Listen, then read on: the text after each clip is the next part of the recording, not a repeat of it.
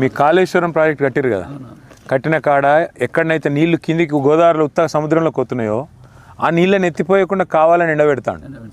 ఆ 2 పిల్లర్లు ఏదో అయినాయి కిందికి అయినాయి అని చెప్పి మొత్తం ప్రాజెక్ట్ కూలిపోయింది అని బదలాం చేసుకుంటా నీళ్ళు కిందికి పోనిస్తాడు. అసలు ఆ బరేజ్ దగ్గర పోకుండా మేడిగడ్డను ముట్టకుండానే యువతలకి 10 కిలోమీటర్ల మీదకి కన్నపల్లి పంప్ హౌస్ అని ఉంది. ఆడ 2 పంపులు చాలు చేస్తే ఇలా మొత్తం అన్ని ప్రాజెక్టులు నిండుతాయి. ఆ చూపెడుతందుకు పోయినాయి 1,00,000 క్యూసెక్కుల నీళ్ళు కిందికి బేకారు పోతున్నాయి, వేస్ట్గా కిందికి సముద్రంలోకి పోతున్నాయి. అది ఆంధ్రాకు వనికిరావు, మనకు వనికిరావు, కిందికి గోదావరిలో పడి కిందికి సముద్రంలో పోతున్నాయి.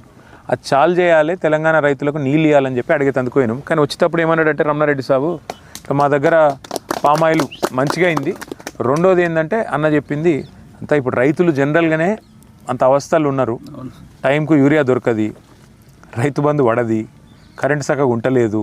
అట్లాగే ఇప్పుడు ఇక మీకు తెలుసు మరి మీరంటే పామాయిల్ కాబట్టి బాధ లేదు, మీకు కొనేటోళ్ళు ఉన్నారు. కానీ అటు వరి ఆడ మక్కలు కొంటలేరు, వడ్లు కొంటలేరు, వడ్లల్లో ముందేమో బోనస్ అన్నారు, అది దిక్కు లేదు, తాగమాగం ఉంది.